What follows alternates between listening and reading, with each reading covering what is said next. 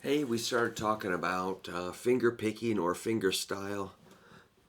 As I understand it, we want to keep our thumb on the bass side of it most of the time, but of course, you can always break that rule and come over to the thinner strings. Say you're going to play the three skinny strings. I might play thumb, index, middle, sort of a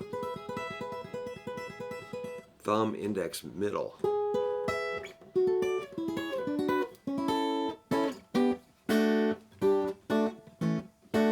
So the thumb can move, but try not to let the thumb take over. Sometimes the thumb is a bully and it wants to do what these fingers should be doing. So, just a little general intro there. So, we talked about, say, the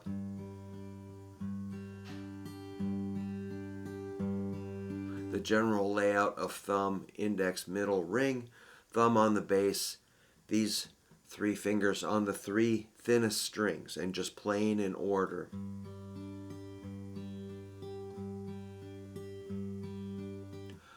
One thing you want to check is the position of your hand. If it's rotated to the side, you're going to get your fingernails sort of scritching across the string. So you kind of want just a straight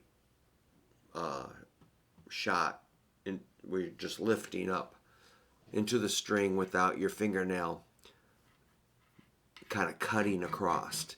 If you use any of the nails, you can combine the fingertip with a little bit of fingernail. My nails are a little short. So yes, that is important to line up your hand. Here's one little trick. Make sure your thumb is forward just a little bit. If your thumb is back, then you're going to have that problem I talked about. So thumb forward kind of fixes a lot of things. Okay, so I'm just making sure everybody's got that simple straight pattern. You could maybe reverse it.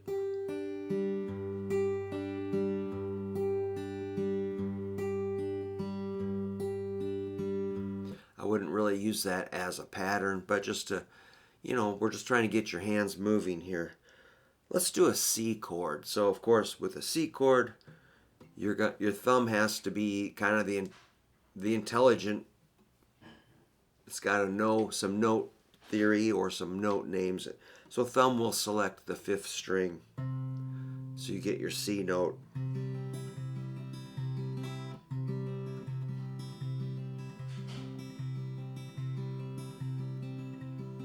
And we're striving for evenness. Obviously, I stumbled a little bit there. I don't really edit these videos, so I'll leave in my errors.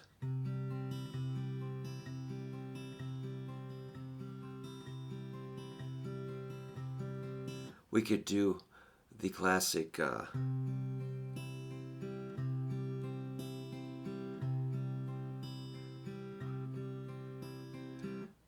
wonder if that's 6/8. Let's see if it counts into 4. Let's get the metronome out and we'll try to make that work with 4. So I was going thumb, index, middle, ring, middle, index. I've got just enough charge in my metronome to last for a second.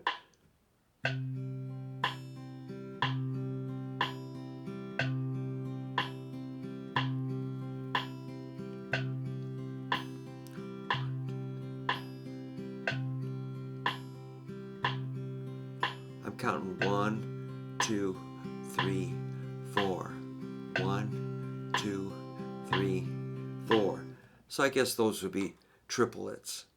Each quarter note, each click gets 3 notes. 1, 2, 3, 4, 5, 6. 1, 2, 3, 4, 5, 6. 1, 2, 3, 4, 5, 6.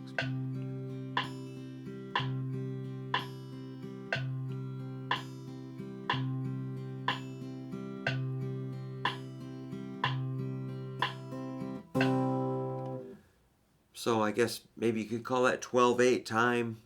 I think you could call it a number of things. I don't really think about it that much. I just play it if it fits. So like one tune I do is I can't help falling in love with you.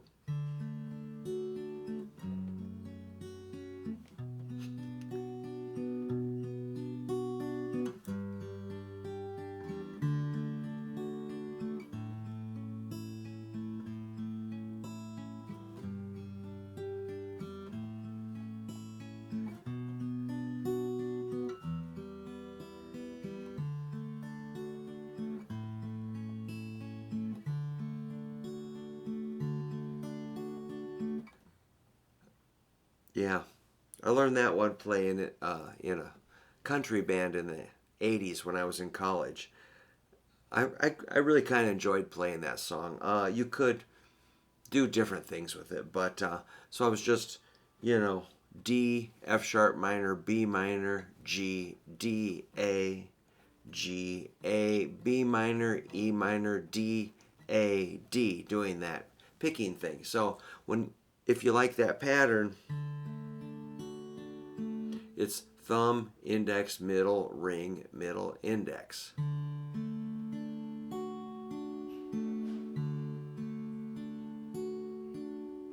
It is a very pure sound. I think it's pretty fun to listen to. So yeah, you just have to make sure again your thumb hits the right bass note. So D chord, D string. A chord, A string. B minor, the B is on the 5th string, 2nd fret.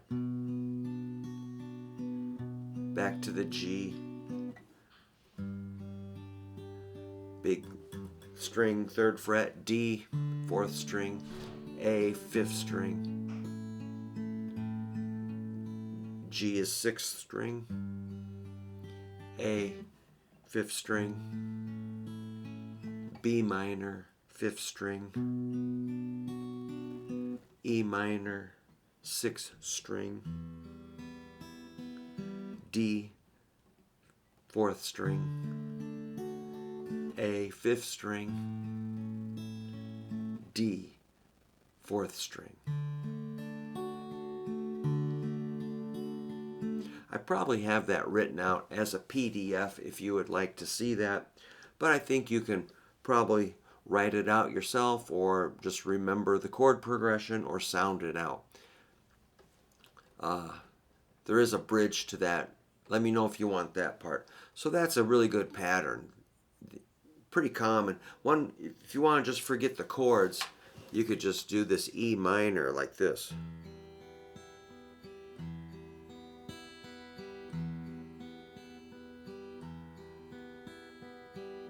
Of course, we're shooting for consistency in timing and in the loudness or quality of the notes. You don't want one note to be loud and the others to be muffled. You just want to make them as even as possible.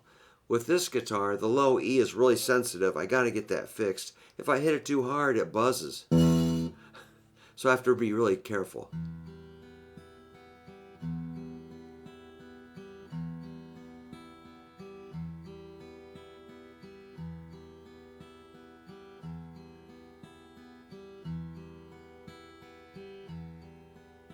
So it's very good for kind of meditating, relaxing, focusing, and working on your timing. And of course, again, we're trying to control our picking hand. Let's see, are there any, well, maybe I'll save the next pattern for the next video, but so we'll just kind of not do everything in one video. Let's just string it out. Let me know if you want to hear a little more about finger picking. I don't claim to be like a world champion or Olympic level athlete of finger picking, but I do enough just to satisfy what I need to do. All right, thanks a lot. Thanks for watching.